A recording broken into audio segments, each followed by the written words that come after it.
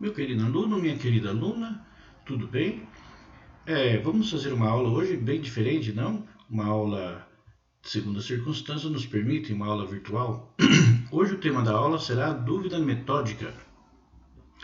Como vocês podem se lembrar, já vimos um pouco sobre isso na aula presencial. A dúvida metódica é do filósofo René Descartes. E hoje vamos só fazer uma revisão, né? Além de testar esse novo tipo de aula, fazer com que nós relembremos e, de alguma maneira, possamos fixar um pouco mais essa dúvida metódica, esse tema de Descartes, que é um tema recorrente dentro da filosofia e com certeza cai nos vestibulares e cairá talvez também no Enem. Então vamos lá? Antes da gente começar a aula, né, propriamente dita sobre René Descartes, vale a pena a gente se lembrar da aula lá do primeiro ano. Lembram de John Locke? Lá no primeiro ano, John Locke, filósofo também do século XVII, falava: como adquirimos o conhecimento? Adquirimos o conhecimento através dos sentidos. Lembram? Através do sentido do tato, você cria uma memória sensitiva e adquire um conhecimento relativo. Naquele momento eu coloquei o exemplo do Miguel, meu filho, lembram? Miguel, aos 2 anos, a mãe dele diz: Miguel, não coloque a mão no forno, pois está quente e você poderá queimar-se. O que faz Miguel? Vai até o fogão, põe a mãozinha lá e se queima. Através desse gesto, através desse sentido do tato, Miguel adquiriu uma memória sensitiva. Provavelmente, quando a minha esposa falar: Miguel, não volta lá a colocar a mão, você vai se queimar, pois está quente, provavelmente Miguel não voltará a fazê-lo. Por quê? Porque já adquiriu essa memória. Então, segundo John Locke, nós temos uma memória que é adquirida através dos sentidos, dos meios sensoriais, através do mundo tátil, do mundo, né, natural, exterior. A gente vai tocando, vai vendo, vai ouvindo e através dos sentidos a gente vai criando essa memória. Na aula subsequente, lá no primeiro ano ainda, nós vimos que os sentidos podem nos enganar, não é? Lembra que eu passei um vídeo de um ilusionista onde ele transformava notas de 10 dólares em notas de 100? E eu, propositalmente, fiz com que vocês ficassem olhando fixamente para as notas de dinheiro, enquanto todo o cenário era mudado. E a maioria ao menos, não se deu conta. Por quê? Porque nós fixamos nosso olhar, fixamos a nossa atenção num ponto e não conseguimos ou nos distraímos de todo um mundo que há ao redor. Lembram disso? Então, nós não podemos fiar nos 100% dos sentidos, porque os sentidos formam conhecimento através das partes exteriores, dos órgãos sensoriais, e essa parte exterior ou esse sensoriamento nosso, podem nos enganar. Lembram dessa aula? Muito bem. Então, René Descartes, ele começa questionando, através dessa dúvida, né? É um método de análise da realidade. Esse método da dúvida, ele é muito fiel, muito presente quando nós somos pequenos. Pega-se uma criança pequena e ele vai questionando: por que isso? Por que aquilo? Por que aquilo outro? Por que é assim? Infelizmente, ao passo que vamos crescendo, essa dúvida vai ficando menos perceptível. Culpa também, creio eu, tem a escola. Tudo vai ficando muito natural. É assim porque é assim. Sempre foi assim. Que dificuldade é no ensino médio, ao menos, dentro das matérias de filosofia, também sociologia, né, história, geografia, talvez também, tirar essa ilusão de que tudo é assim, tudo é óbvio, não é? Porque não é. As coisas não são tão óbvias assim. Descartes percebeu isso já lá no século XVII, onde ele disse: haverá algo que me leve a uma certeza absoluta? Qual é o método que eu poderei usar para verificar o que é de fato no mundo, o que existe, o que é real e o que é ilusório, o que é passageiro, o que termina? E esse método chamou-se dúvida, ou ele chamou de dúvida. Esse nome de dúvida, que está em dúvida metódica, poderá ter 3 nomes, os quais eu coloco aí. pode ser a dúvida metódica, ou seja, aquela que segue um método de análise.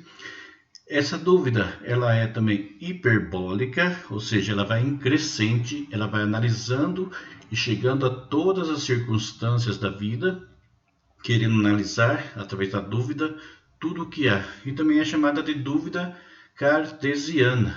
Por que cartesiana? Cartesiana porque o nome René Descartes significa em latim Renatus Cartesius. Daí vem a dúvida cartesiana.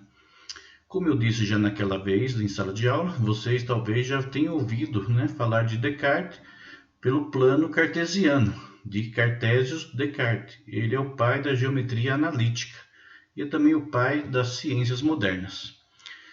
Como vai essa dúvida em crescente? Ele começa por fases. Descartes pergunta: eu posso duvidar de tudo que existe? Posso ampliar essa minha dúvida ao conhecimento geral? Posso duvidar do mundo natural? Posso olhar lá para fora, ver as árvores, ver o mundo natural, toda a existência e falar: será que de fato é? Então voltemos a Locke. Locke disse: tudo que entra em contato para formar o meu conhecimento vem através dos sentidos. E como os sentidos podem nos enganar, então esse mundo natural pode ser que não seja de fato. Pode ser que eu esteja sonhando, diz Descartes. Pode ser que eu esteja em coma e isso que eu percebo de fato não é. Fizemos um exemplo, talvez um pouco mais concreto para a nossa realidade, dentro de uma doença chamada esquizofrenia. O que é esquizofrenia? A esquizofrenia é uma doença que acomete maiormente pessoas em redor dos 20 até os 40 anos, maiormente. Pode ter uma esquizofrenia precoce e uma esquizofrenia tardia. E o que leva a essa esquizofrenia? Leva a algumas perdas da realidade. Por exemplo, nós, quando vemos algo, o que de fato vemos? Não vejo a imagem que está ali diante de mim. O que eu de fato vejo é a luz que reflete naquela imagem, bate naquela imagem, por assim dizer, vem até os meus olhos, entra pela minha retina, não, vai pelo nervo óptico, chega até o lobo occipital, que é essa parte de trás da nossa cabeça, e ali forma-se a imagem. Colocando uma pessoa, digamos assim, com os sentidos normais dentro de um aparelho de tomografia computadorizada, a parte que se acenderá quando ela ver algum objeto ou alguma coisa do seu cérebro será essa parte de trás. Porém, quando se é colocado no aparelho de tomografia computadorizada uma pessoa esquizofrênica, ela também vai acender essa parte de trás. Não haverá o estímulo exterior, mas de fato ela vê ou ela ouve, não é? Também é o estímulo sensorial, vem do som, né? Através de ondas, entra na minha orelha e cria-se todo o processo até chegar no meu cérebro e formar o som. Uma pessoa esquizofrênica também que tem esse problema, ela vai ouvir vozes. Não haverá o estímulo externo, mas na cabeça dela formar-se-á vozes que dirão para fazer essa ou aquela coisa. Um filme muito interessante para quem quiser, tiver curiosidade, chama-se a história de John Nash. Ele fala lá, John Nash era um matemático, né, prêmio Nobel de Economia, e o filme chama-se Uma Mente Brilhante. E ele via 3 pessoas que só existiam dentro da cabeça dele. Ele era esquizofrênico. Um outro sintoma da esquizofrenia é a apatia. A pessoa vítima dessa doença, da esquizofrenia, ela é apática, ela não tem vontade de fazer nada. Ela fica no sofá, às vezes, olhando para o teto o dia todo. A primeira parte da ver coisas e ouvir vozes, há um tratamento, né? Tem que tomar uma medicação e é controlado. A parte da apatia, não. Abro aqui um adendo que pessoas que fazem uso frequente de drogas, de maconha, têm em média 300% de chances a mais de ter a esquizofrenia do que as outras pessoas. Bem, então voltando à dúvida, não é? O mundo natural pode não ser de fato o que nós pretendemos ver, ou que nós achamos que vemos. Porque, como falei, tudo que entra para formar o meu conhecimento entra através dos sentidos. Os sentidos podem me enganar, podem nos enganar. Logo, esse mundo natural pode não ser o que aparenta ser. Ok? O mundo abstrato das matemáticas. Descartes aqui faz uso de uma figura de linguagem que ele chama de gênio maligno. Imagine que nós cremos que a matemática é tão exata que 2 mais 2, consequentemente, será 4 sempre. E ele questiona e fala, será que de fato é assim? Ou será que haverá um gênio maligno que embaralhou a nossa percepção das coisas e de fato esse conhecimento abstrato, que é mais construído dentro do nosso cérebro, ele de fato não o é? Por que abstrato? Porque não há no mundo natural os números pela rua. Você não vai andando e tropeça num número 2 e fala, olha, um 2 correndo ali, pega, pega. Não existe. Então esse conhecimento é mais abstrato. Mas Descartes também, usando desse argumento do gênio maligno, questiona. Será que de fato as matemáticas são essa exatidão? De fato existem? De fato é algo que não se pode duvidar? Descartes diz que não. Outra coisa, se eu posso duvidar do mundo natural que estou vendo, posso duvidar do mundo da minha abstração das matemáticas, quanto mais Deus. Descartes fala, posso duvidar de Deus? Posso duvidar que Deus existe? Pois sim, enquanto método de dúvida, sim. Porque se eu duvido do mundo natural, que, entre aspas, de fato estou vendo, se eu duvido até da minha imaginação, quanto mais a Deus que não estou vendo. Então, para ele também, Deus é cabível dentro dessa dúvida. Se eu duvido do mundo natural, se eu duvido do mundo abstrato, se eu duvido de Deus, se eu posso duvidar até da minha própria existência, não? Veja bem, eu sou um corpo material. Entro em contato comigo mesmo através dos órgãos sensoriais. Eu me toco, eu me vejo no espelho, não é? Mas, como nós já vimos, o mundo sensorial é me disposto através dos sentidos. Eu só me toco através do tato, eu me vejo através da visão, eu ouço a minha voz. E vocês também, infelizmente. Mas tudo isso faz parte dos sentidos. E se os sentidos podem nos enganar, como nós já vimos, pode ser que eu esteja sonhando. Pode ser que de fato isso não esteja ocorrendo, não é? Pois bem, através da dúvida, Descartes então questiona. Haverá algo que seja indubitável? Haverá uma certeza absoluta? Haverá algo que eu chegue a ter a total segurança de que de fato existe? Então Descartes pensa, posso duvidar do mundo natural, posso duvidar do mundo abstrato, posso duvidar de Deus, posso duvidar inclusive da própria existência, posso duvidar até que estou duvidando. Se eu duvido que eu estou duvidando, qual é a única coisa que eu não posso deixar de fazer? O que eu não posso deixar de fazer é duvidar, é pensar. Então, qual é a certeza absoluta em Descartes? A certeza absoluta em Descartes é penso, logo existo.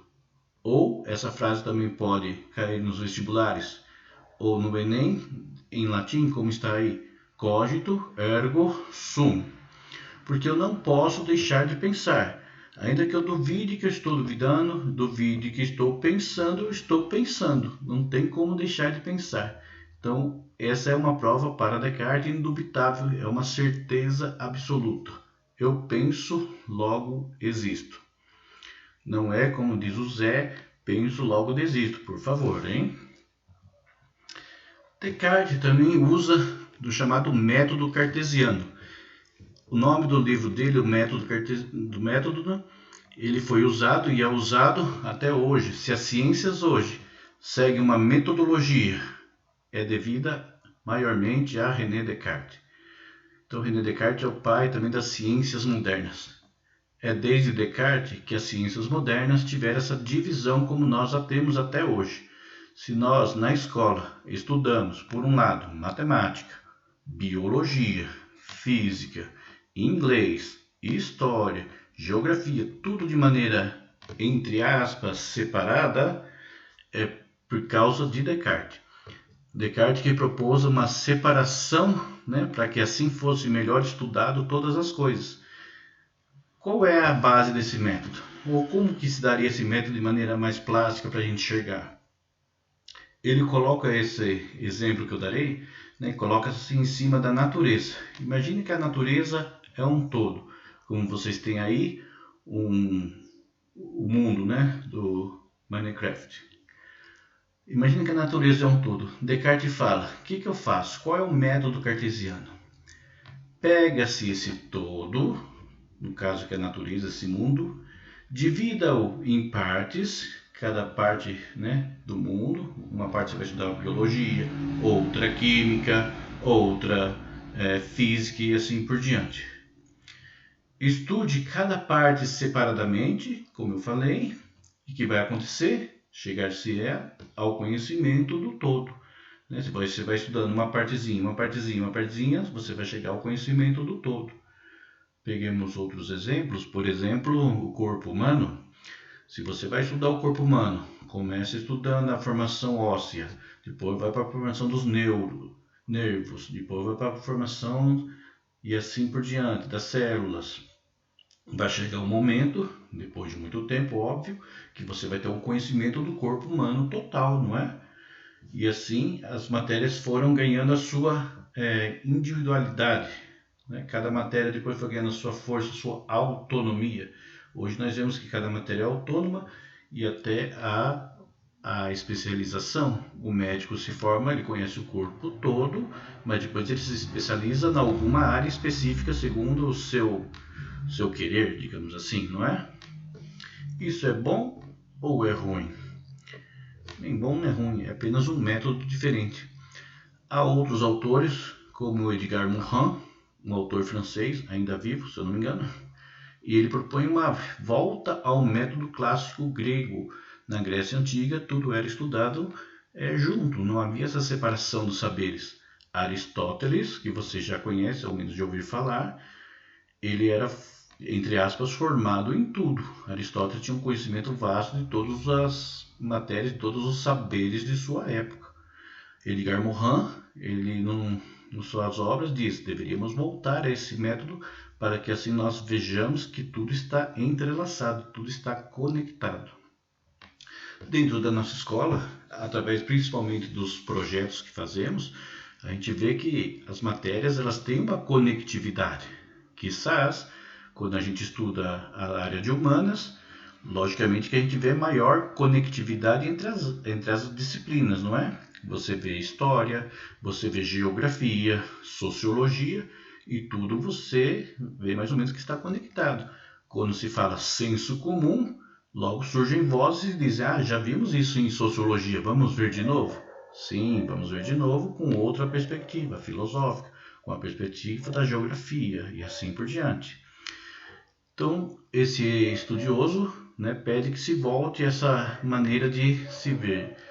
Como eu disse, na escola, ao menos na escola integral, nós temos essa preocupação de fazê-los ver, porque o professor sim vê com clareza, suponho eu, que tudo tem uma conectividade. A escola integral, através de várias disciplinas diversificadas, faz com que o aluno também vá percebendo isso. Tem a pré-iniciação, que conleva uma mescla de várias disciplinas, se não todas. Tem as eletivas, que também tem essa pretensão. A pretensão das eletivas é dar uma base um pouco maior às disciplinas do currículo comum, não é? Para que você, aluno, enxergue uma conectividade. E essa conectividade, quanto maior, melhor, mas é bom você ter ciência de que ela existe, não é? Para que assim você possa dominar mais áreas do saber e as suas habilidades vão aumentando. Então, o método cartesiano é isso. Pega-se o todo, divida-o em partes Estude cada parte separadamente e você vai chegar ao conhecimento do todo, ok? Esse método ele tirou desse livro que ele escreveu, Discurso do Método, 1657, né? Onde tem 4 máximas. Nada é verdadeiro até que venha a ser reconhecido como tal.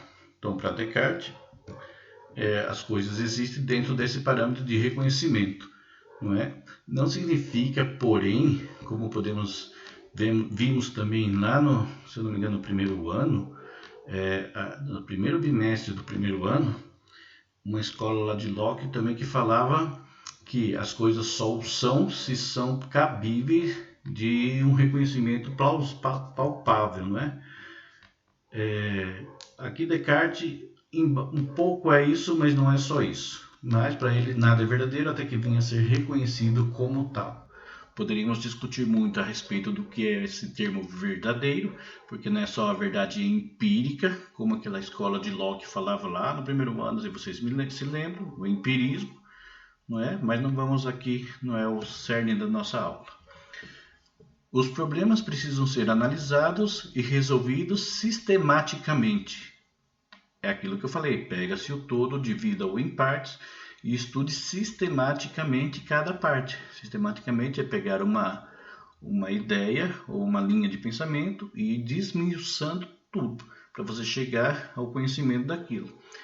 Pergunte para sua mãe, sua avó, quais são as partes que se formam um bolo, né? Se você pega o bolo como um todo e você, sei lá, se ignorante, olha para aquele bolo e não sabe o que há ali, sua avó que o fez saberá, né? Uma maneira mais sistemática ainda era pegar os ingredientes que sua avó usou e saber de onde vieram e como são compostos, e assim por diante, entende? Pega-se o trigo, de onde veio o trigo, qual é a composição química do trigo e assim por diante. Mas estudar sistematicamente algo é estudar de maneira pormenorizada cada detalhe daquele algo, até chegar ao conhecimento do todo. As considerações devem partir do mais simples para o mais complexo, não é? Como eu disse, você pega uma substância e vai analisando desde a maneira mais simples até chegar a um todo. Não é à toa, por exemplo, que nas aulas de biologia tem-se lá o estudo das células, né? A citologia, onde você vai estudando o ser humano, ser vivo, desde a sua base mais simples, que é a formação celular. Bom, simples nessa maneira de falar, porque vai estudar para você ver. O processo deve ser revisto do começo ao fim, para que nada importante seja omitido.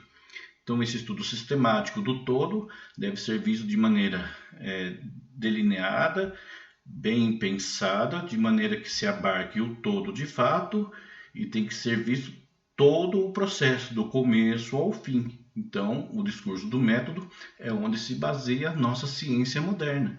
As ciências modernas, né, se baseia nesse pegar um todo e ver como é que funciona, como é que isso daqui reage em relação a aquilo ou aquilo outro. Quais são os resultados dessa experiência científica? E assim, de maneira bem devagar, vai se colocando parâmetros de pesquisa. Agora estamos sofrendo aí com o Covid-19, há sempre alarde de foi inventada uma vacina para a cura, e não é tão simples. Não é? Nas aulas de biologia, a professora de biologia explicará muito melhor, logicamente, mas como uma vacina, para ela ter de fato uma eficácia, é uma coisa que tarda, é uma coisa que necessita tempo, não é a mágica, tá? É ciência. Muito bem. Descartes não era ateu. Apesar de Descartes querer uma prova de tudo, ele tenta uma prova aqui racional da existência de Deus, ok? Qual é a prova racional? Porque muitas vezes damos provas mais emotivas ou baseadas na fé para nossa explicação sobre Deus. Quando alguém te pergunta, você é religioso? Católico, evangélico, umbandista ou o que for? A resposta sua poderá ser de maneira um pouco mais superficial, falando sim, sou. Sou porque tenho fé. Eu não creio. Ah, você não crê é porque tu não tem fé. E o discurso ali se para, fica um discurso um pouco superficial, não é? Poderíamos também analisar as bases da fé, que não é tão superficial assim. É apenas uma maneira de fazer-nos entender. Mas René Descartes, então, buscando os pormenores de todas as coisas, buscou uma prova racional. Vamos ver se fica claro, porque não é tão fácil. Então, Descartes pensa assim: tudo que forma o meu conhecimento do meu interior vem do mundo exterior, como nós vimos em John Locke. O que forma o meu conhecimento vem do mundo exterior através dos sentidos. Toco determinado objeto, vejo que esse objeto tem uma certa consistência, uma certa estrutura, e aquele modo entra na minha mente e forma o meu conhecimento. Imaginemos uma criança pequena. Ela pega um copo plástico e ela não sabe ainda medir a força em relação à consistência daquele material, ainda está sendo formado a memória, o motor fino na sua mente. Ela aplasta o copo e verte toda a água, porque ela ainda não sabe a quantidade necessária de força para não fazer esse movimento tão brusco em relação àquele material. Com o passar do tempo, a memória fina vai sendo formada, ela já vai conseguir pegar um determinado objeto sem com a força necessária para não ocasionar mais do que o necessário. Então, tudo que se forma, o meu conhecimento vem de fora. Tudo que existe no mundo, tudo que vem de fora, é imperfeito. Por quê? Porque é perecível, porque morre. Tudo é imperfeito. Tudo que vem de fora, seja material, orgânico ou de qualquer outra substância, tem um tempo determinado. Cedo ou tarde desaparece, morre, acaba. É finito, é imperfeito. Até aqui acho que tudo bem, não? Então Descartes questiona: como é que eu tenho na mente interior a ideia de algo perfeito, que seria Deus, se tudo que me vem do mundo exterior e forma o meu conhecimento é imperfeito? Como é que eu tenho então essa ideia de perfeição na mente, se tudo que entra através dos sentidos para formar o meu conhecimento dentro da minha mente é imperfeito? Então concluirá Descartes que existirá um Deus, que sim é perfeito, que me inculcou essa ideia de perfeição. Entenderam? Então, para Descartes, se eu tenho na mente a ideia de perfeição, não tendo a perfeição no mundo exterior, é porque existe Deus que é perfeito e colocou na minha mente, na minha cabeça, me inculcou a ideia de perfeição. Mais ou menos claro? Muito bem. E assim, meus queridos, damos finita essa aula. Espero que tenham gostado. Essa é um tipo de aula diferente. Infelizmente não estamos aí para sanar todas as dúvidas, mas ao longo do tempo vamos dando vazão a esse nosso tipo de conhecimento diferente, e espero que tenha sido agradável, espero que tenha sido bacana, e espero também o feedback de vocês. Me escrevam, digam o que acharam dessa aula, e um grande abraço, fiquem com Deus, ajudem a mãe em casa e se cuidem muito. Um grande abraço, beijo, saudades.